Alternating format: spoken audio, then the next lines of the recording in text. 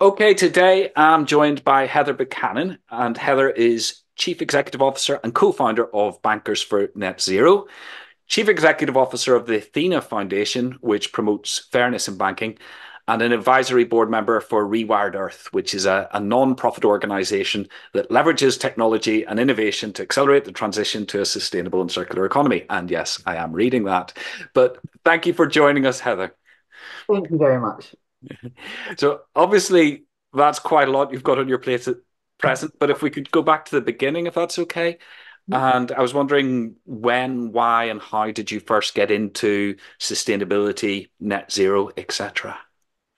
Yes, so Bankers for Net Zero originally was kind of supposed to be a one-year project in the lead up to COP26, and it was very much initially looking at, as you say, I've worked in kind of fairness in banking and the impact of finance and banking on the real economy, Hmm. um, and kind of recognizing that we were shifting towards a time where there the that kind of relationship between businesses in particular and finance was going to be changing and changing quite rapidly in the context of Hmm. decarbonization, climate change, whatnot, and that these were new things that we were going to be looking at. So we thought we'll do just a one-off project to start to get under the bonnet of what some of those issues might be, Hmm. where the tensions in the system are. So obviously, I work a lot in policy, and that's kind of my main focus area. With a view that we make sure that as kind of regulation evolves and regulation changes, that that the financial services industry in general is incentivized to support that transition, and that the the way that financial institutions speak to their customers, as that evolves, everybody's on the same page and understanding why we're moving where we need to be moving. So we see with COVID, 1 year turned to 2 years.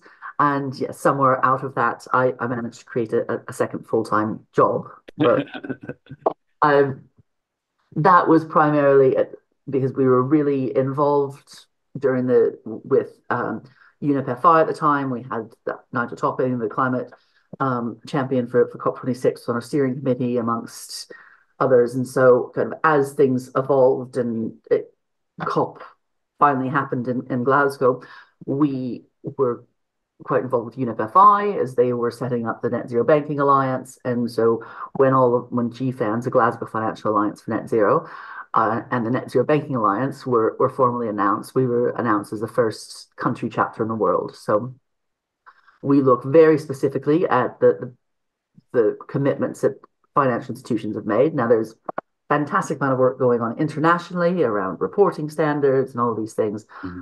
Look at the little line that says that banks have committed to decarbonizing their finance emissions by 2050. Hmm. And I think, what people don't necessarily realize is that that means that they are now on the hook for understanding and decarbonizing every mortgage that they have written or will write to the future, all small business loans, large corporate loans, and the corporate's entire supply chain.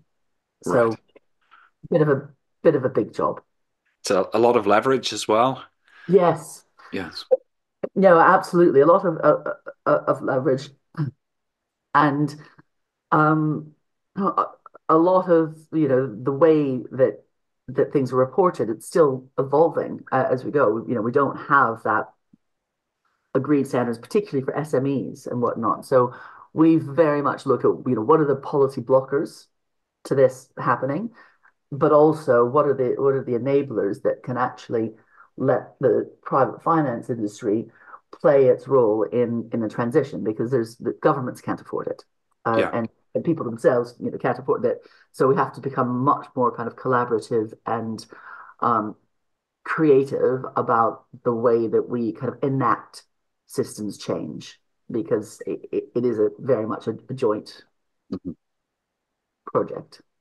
Yeah. Looking at the membership, it seems to be a mix of the big mainstream high street banks and more specialist green banks. Did that just evolve naturally, or did you target particular sectors, or how did the membership come about? So to a certain extent, it was a natural progression, but We certainly are very keen that the smaller kind of financial institutions that don't necessarily have a seat at the table all the time, or because they are going to play a really incredibly important role in this. And also, in general, even the big banks, their teams are absolutely stretched in terms of all the work that needs to get done. And often you'll have a small institution that has one or two people Yeah. who are in charge of this, and they just don't have the capacity for all the work, and they're going to play a really valuable role as part of this. So we're very keen that their voices are heard on an equal footing as the larger institutions. The other thing that struck me from what you were saying there about its founding around COP26 is I suppose some of us, and myself included, felt a bit cynical sometimes about the sort of trade fair element to the COP events that that everybody wants to be there and be seen to be there, etc., etc. But this sounds like an example where an organization that came into being, or a group that came into being as part of that, has had a continuing legacy, and the work goes on. Absolutely. I mean, you cannot underestimate the power of what was achieved at COP26 in Mhm. particular. The bringing together under the banner of Race to Zero, which of Yeah, course is the climate champions created, and how to, what is a credible net zero target, all of these things. The first time was before everybody was just kind of saying, we're going to do this, but you know, whatever. It's maybe it's SBTI line, maybe it's not. There was no kind of cohesiveness around it. And so the structures that have been built around that I have been critical. And I know there's been a level of cynicism, even around the GFANs and its setup, saying, well, it's just another industry-led thing. But I think the key things that really got achieved was that commitment from private sector, but also that the NGOs and civil society and kind of academia are very much in the room for this. So there is a level of accountability there. It's not perfect, nothing is. But I think the technical term is we're building the plane as we fly it. yeah, But having seen the conversations in the C suites and the board level, how they have transformed over the years, is that actually quite extraordinary. And we've gone from COP26 with, afterwards, I think there was a bit of a shell shock moment where everybody's like, oh, actually, how are we going to do this? How do we measure every single, what does our mortgage book actually look like? How does this done? What are the measurements? Because the measurement tools aren't right for it anyway. Loads of yeah, stuff. And then I remember going to COP27. And so there was, I would say, a bit of panic at first. What have we done? COP27, a lot of work was done. Everybody was like, okay, I think we know where we are, where we need to get to. And if anything, by COP28, I found that there's almost a level of frustration now in the private sector that they've kind of made the commitments, need to move forward, but there are definitely, and there's obviously a great deal of work that they can do on their own. The market can do it by themselves, but there's a lot of stuff that does need policy intervention. yeah, Um, but having a green mortgage product is not going to inspire or incentivize the kind of behavioral change required for the fact that we need to 60% of our housing stock is pre 1914, and it all everything needs retrofitted yeah. basically. So that's a deeply personal thing, and the cost is significant. I was Yeah, joking. I talk a lot about retrofits, know a lot about retrofits now, and I still live in a very leaky, drafty, single glazed, uninsulated farmhouse in Scotland because then until something changes, I can't afford to do the work that actually needs to get done, yeah. Um, and and that's coming from a position of kind of privilege and knowledge. So I think that we need to be quite realistic about how challenging it all is, Yeah. um, and how we need to get policy and finance really aligned to make those bigger moves. Yeah, you've nicely moved on to my next question, which is a big on the retrofit of buildings. And I I'm in a modern extension of a solid wall Victorian house. We did install triple glazing and double the insulation in the loft, but so we've done some of it. But those solid walls, it's that's a bullet we have not bitten because it's difficult. But generations of politicians in this country have tried and failed to incentivize retrofit. So what's what are Bankers for Net Zero proposing that sort of correct that failure in the past? So I think first and foremost, we have to acknowledge that there's absolutely no silver bullet Hmm. in, when you see the policy interventions that are required, it is literally, depending on building type versus occupant type versus everything, it's a really complex matrix.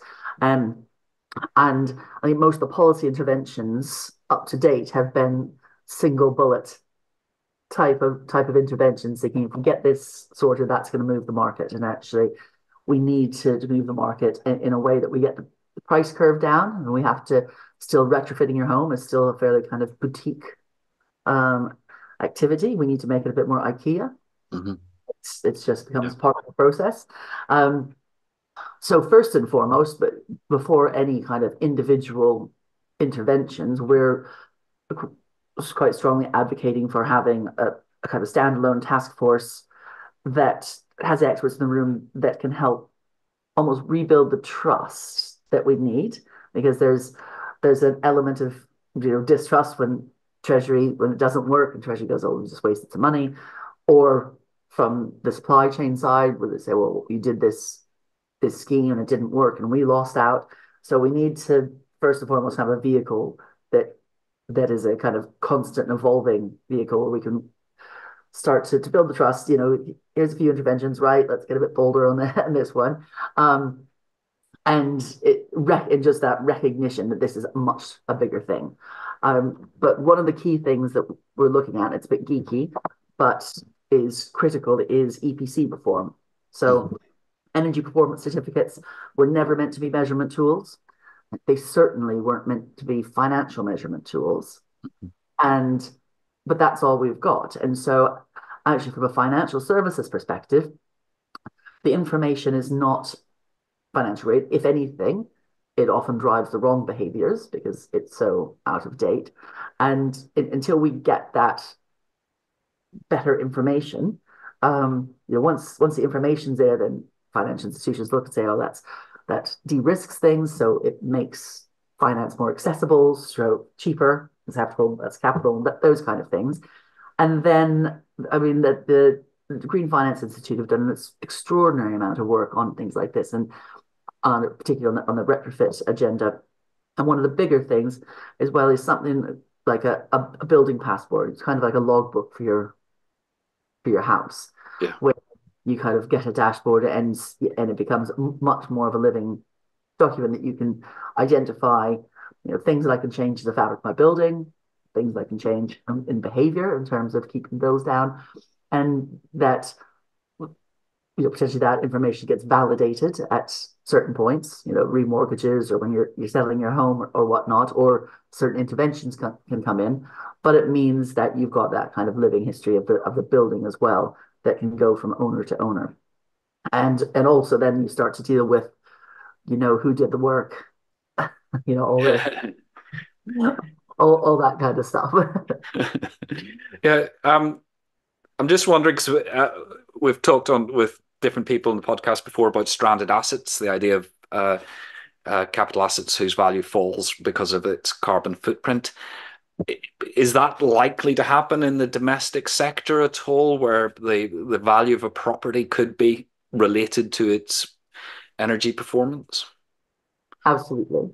And this is why it's so important to get much more nuanced and sophisticated about how we measure that performance. Yeah. Um, there are certain buildings where it's, once you actually start to bring in things like embedded carbon and everything into the equation, what is a reasonable point um, for a building, in a specific building type in location stuff. And I think that's something that we need to be much more realistic about. Because otherwise, again, with the blunt tools, people go, well, as we know, you can put a heat pump in now and your EPC rating goes down. But that's the only measurement that that people have. So all of a sudden, um, from a from a mortgage perspective, if you want to access a better rate for EPCC plus, you put a heat pump in, and then you're down at D. It doesn't work. So I think it is an avoidable thing, but it means having a much more sophisticated way of measuring the efficiency of our buildings and targeting the interventions to make them the best that they can be. Yeah. Just talking about stranded assets, I was just thinking, when I ask the question, am I just in my little net zero bubble with people like yourself, or is this becoming a boardroom priority? Not just for domestic properties, but uh, across the financial sector.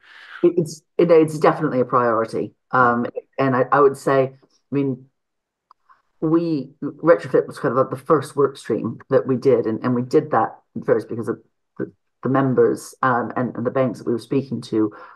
It was their top priority because they're going, well, how do we measure our entire loan book, bearing in mind that it's been building up over decades. Um, and we haven't been asking for this information and didn't know we needed it. And so first of all, how do we get data about this? How do we measure it? Um, you already see it in the with landlords that are just exiting the market rather than doing the work to get up to EPC C.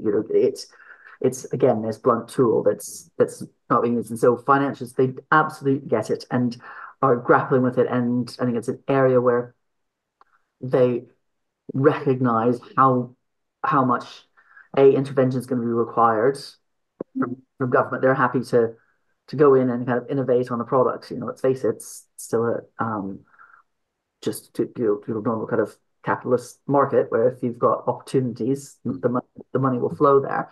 Um, but that behavior change piece and that bit around how you interact with people and their homes is Yeah. is a tough one across the board, and they're very concerned about that. Yeah. The other uh, interesting one I saw on your work streams was agriculture, and obviously that's a political hot potato at the minute with tractors rolling across Wales, Netherlands, and France, and part of that's connected to unhappiness at the pressures coming in legislation for whether it's nitrogen runoff or or this net zero agenda. What's the banking angle in agriculture? So much the same as in the retrofit piece, where that it's going to take a great deal of work with clients on this, and that is kind of hard work, for lack of a better term. Um, I mean, I think this is where things like the like transition planning come in, and we need to have the idea of transition planning be much more mainstream. Again, all the policy geeks and what love sitting in rooms and planning out, modeling out scenarios for transition planning and stuff. But actually, you need to be able to have a conversation with your customer. Kind of comes in and goes, okay, listen, I know that my expectations are X, Y, and Z. How do I get there? How do we make sure that it's affordable? All of that stuff. And right now, because that there's not that much clarity, I think, between that. That's where you get that kind of break in understanding. My actually, my husband's a farmer and stuff, so when I try to kind of run past policy ideas to him, he just kind of looks at me and says, "Is it going to cost me money?" Probably no. Okay, right. So I think we have to get it's a community. I think it is really a big kind of communication piece, and we're still very fragmented in the way that we deal with a lot of this stuff, and so that naturally gets taken back. I haven't met anybody. Okay, I've met a few people that that think that net zero is the kind of next the the biggest scam on earth and all the rest of it. But that constituency aside, um, most people do actually want to engage with it, but it's just so confusing and so fragmented. If you're a farmer right now and you supply four supermarkets and you've got two bank accounts, um, you are potentially being asked to do six different sets of reporting using six different carbon calculators that give you six different answers in six different formats. Yeah. And that's not helpful to anyone. So No. we need to kind of get back to basic and kind of work from the bottom up. Everything's been very top down until now. Yes, yes, and I can imagine I come from farming stock on my mother's side, and I know how firsthand how tough a lot of that is. Yes. Not easy.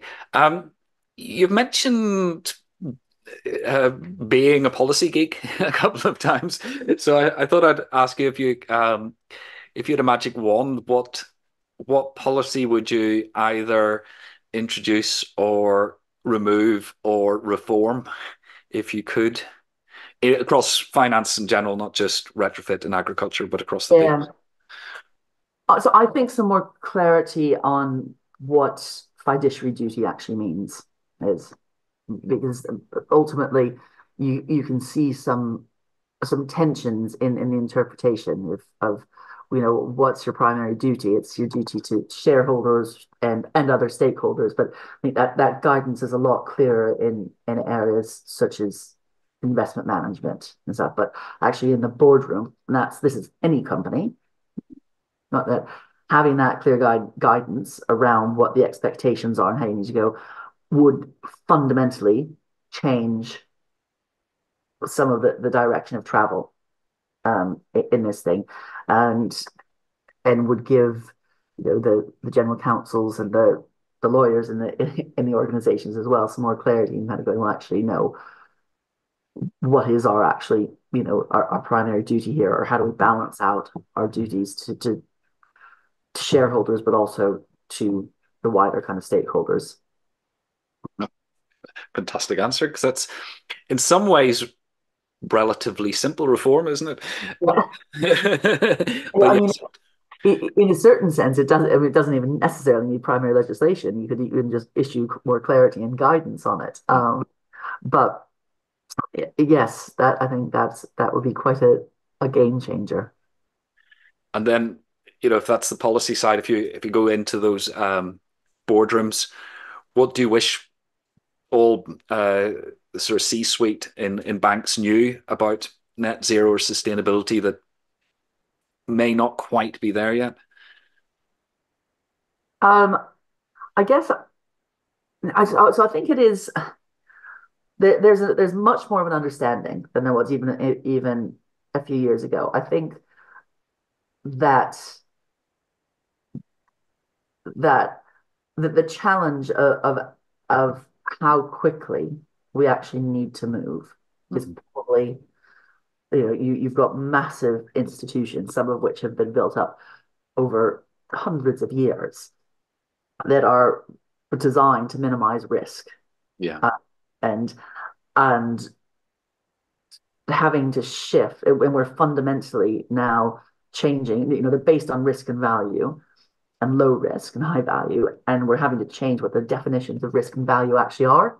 yeah, And that's a pretty big, and so the rate of change is, say, it's accelerating, but it's probably not going as quickly as we need to.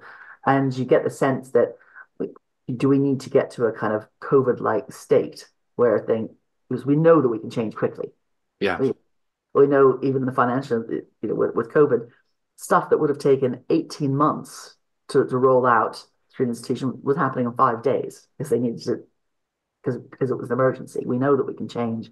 We know that we can innovate, but um, it, that kind of pressure into kind of immediate danger isn't necessarily felt, and that's across the board, whether it be politicians or people or. so is risk the button you press when you want to go for action? We were talking about stranded assets, which is obviously a risk if some of your investment portfolio or your holdings is plummeting in value because it's either got a high carbon footprint or is in a sector which could become redundant. If you were investing in companies who do drive trains for cars and everything switching to EV, they Yeah. could end up uh, valueless almost in an EV dominated world. So is that the button you press to? That's an interesting question, actually. Um, I would say that my natural inclination is trying to say, well, why aren't we talking about the opportunity? This is, Yeah, let's really lean into this. We've got massive opportunities and stuff. But I would say it with my more cynical political hat on. Um, Nothing like setting a kind of burning platform on fire to make people move yeah, a bit. And that usually comes from fear of immediate danger rather than potential for something good in the future. yeah, Uh, but I think it has to be a balance. And we've probably been a bit, I think, with the kind of conversation with the public in general, we probably have focused too much on the risk element of it. It's all about how much it's going to cost everyone. People need to be, let's start talking about where the opportunities can come from and the benefits that we're going to have from in terms of health and well-being and all the other things that sit around yeah. in the ecosystem, when we are doing things well. Yeah, I was just thinking though the insurance sector seems to have embraced the risk. They're often flying the flag for decarbonization harder and higher than everybody else. Absolutely. Well, it's funny. I remember seeing a graph at one point where they that showed different industries and the percentage of kind of businesses within those industries that have committed to net zero targets. And so you had insurance at 98%.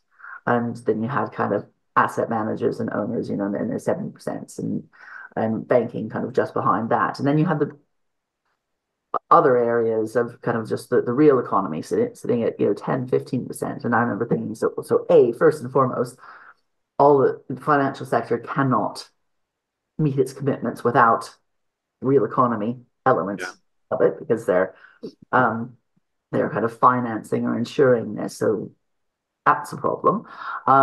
But also if you kind of look by industry, the industries that have to have the longest term view are the ones that are the most on board because they've got people that sit and kind of go through scenario analysis and go, well, actually, you're not going to be able to insure. You can have large bits of portfolios that are uninsurable because of yeah, the risk matrix.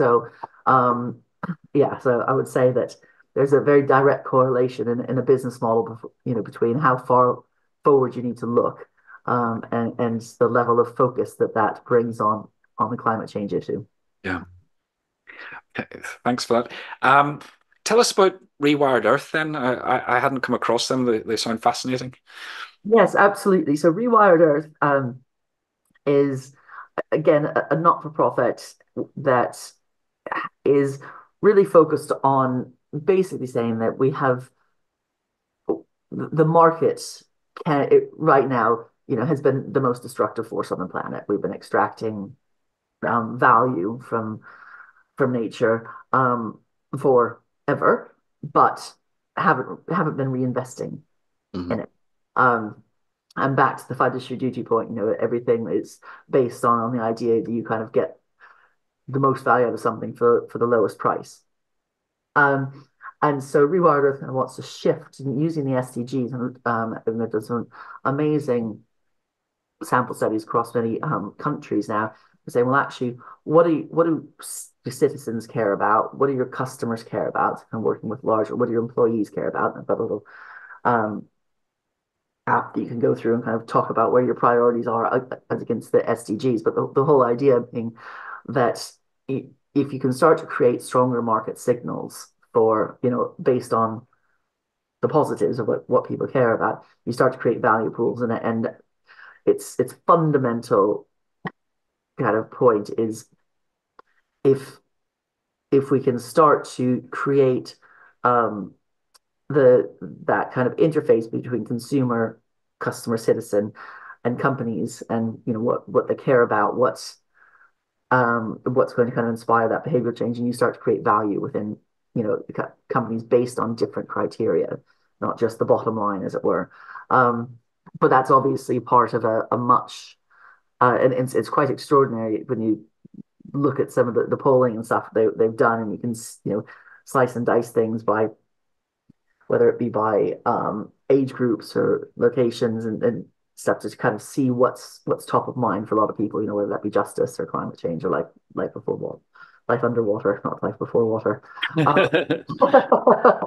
Um, so, and a really interesting kind of group of people, very much dedicated to how we can transform not our financial system, uh, our kind of the markets to become the most powerful kind of force for good on the planet. So one of the biggest Not much aspiration now. one of the biggest obstacles I've come across is that, individuals are all for tackling climate change until you say, but what are you going to change? How are you going to do things differently? And then they can get very defensive and say, well, I do my recycling, et cetera, et cetera. I don't want to give up my car. I don't want to use public transport, whatever it might be. Um, so has Rewired Earth got any insights into how to sort of tackle that on an individual level and incentivize people to see themselves as post change rather than, the Yeah. headlights are coming down the road So, towards them?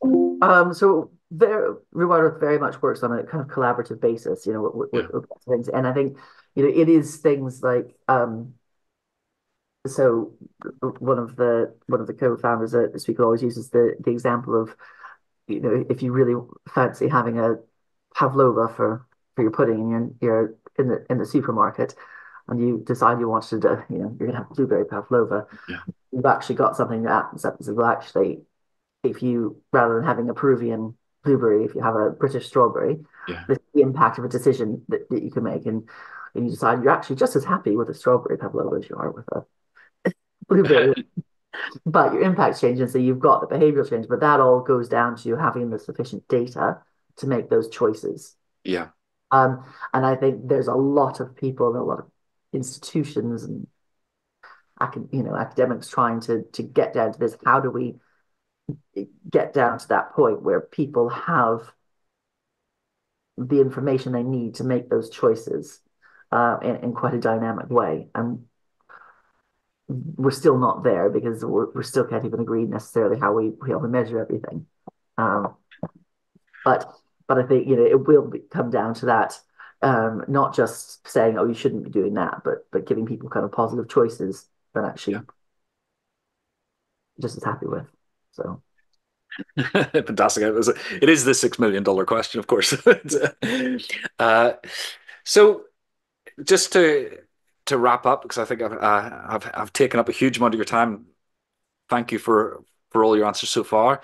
But if you had somebody coming to join you in Bankers for Net Zero, uh, from outside the sector, what would your most important piece of advice to them be in terms of how to be successful in delivering this agenda? so talking to outside the sector, I think one of the things that interests me quite a bit is people would come to speak to us and they're like, oh, we've got all these ideas, but there's no money. There's no money out there. You know, banks don't want to know, blah, blah, blah. And and when you speak to anybody in finance, they're like, there's enough money to do this whole thing. I mean, 275, there's enough money out in the system to make all this work. Um, but it's going to take a lot more collaboration. Um, people have to the kind of it's almost a renewed element of risk. And I think for businesses as well, sometimes they're afraid to speak to their finance providers about it because they're scared of actually people's kind of stepping back from it. So I think we need to have kind of much more kind of forward conversations about that, and don't feel silly about feeling like you're asking stupid questions in this thing because it's there are no stupid questions, and B, everybody's figuring it out as we go along. So become part of the process, rather than be afraid of it. I think that's advice for life, not just net zero, isn't Exactly. it? But thank you very much. So, yeah, I think we've covered a huge amount of ground there, from energy performance certificates to reforming fiduciary duty, if I can pronounce that correctly. So it just leaves me to thank you very much, Heather, for joining us today. Thank you so much.